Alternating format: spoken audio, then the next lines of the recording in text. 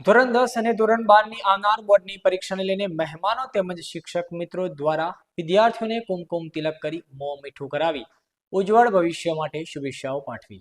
નમસ્કાર, આપ જોઈ રહ્યા છો બીજી ન્યૂઝ ગુજરાતી અને હું છું અલ્પેશ નાયક.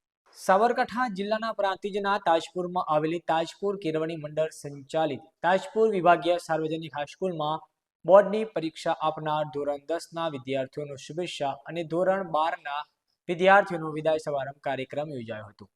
જેમાં કાર્યક્રમની શરૂઆત ગણેશ વંદના, પ્રાર્થના ગીત, સ્વાગત ગીત, શાબ્દિક સ્વાગત તેમજ ઉપસ્થિત મંચસ્થ મહેમાનો દ્વારા દીપ પ્રાગટ્ય કરીને કરવામાં આવ્યું હતું.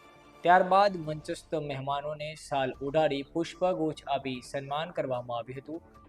ત્યારબાદ શાળાના વિદ્યાર્થીઓએ ડાન્સ, નાટક જેવા સાંસ્કૃતિક કાર્યક્રમો સ્ટેજ પર રજૂ કરી મહેમાનોના દિલ જીતી લીધા હતા. ત્યારે ધોરણ 6 થી 12માં 1 થી 3 નંબર મેળવનાર વિદ્યાર્થીઓને તેમજ કાર્યક્રમમાં ભાગ લેનાર તમામ બાળકોને પ્રોત્સાહન આપવા માટે ઉપસ્થિત મંચસ્થ મહેમાનો તેમજ શિક્ષકો દ્વારા ઇનામ આપવામાં આવ્યું હતું.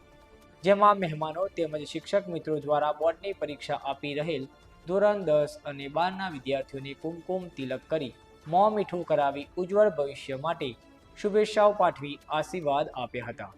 ત્યારે બાળકોએ જણાવ્યું હતું કે શિક્ષકો અમારા મિત્ર બની અમારી પડખે ઊભા રહી સારું શિક્ષણ આપી અને અમારા ભવિષ્યની ખૂબ જ ચિંતા કરી તે બદલ શાળાના વિદ્યાર્થીઓએ શિક્ષકોનો આભાર માન્યો હતો.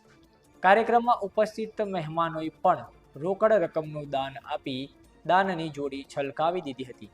શાળાના આચાર્ય શ્રી શૈલેષભાઈ બારોટ તેમજ શિક્ષક મિત્રોએ વિદ્યાર્થીઓ માતા પિતાનું સપનું પૂરું કરી અને સમાજનું અને શાળાનું નામ રોશન કરી અને ખૂબ જ પ્રગતિ કરી તેવી વિદ્યાર્થીઓને ગુરુ દક્ષિણા આપી હતી.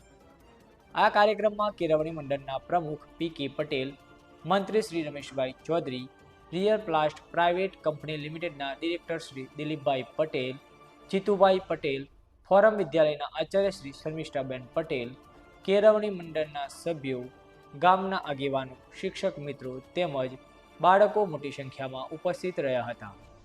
ત્યારે આ કાર્યક્રમમાં મેઘનાબા જાડેજા તેમજ જ્યોત્સનાબેન પ્રજાપતિએ પોતાની સુંદર વાણીથી કાર્યક્રમની શોભા વધારી હતી. તો કાર્યક્રમના અંતમાં અંબાલાલ પટેલે આભાર વિધિ કરી કાર્યક્રમને પૂર્ણ કર્યો હતો.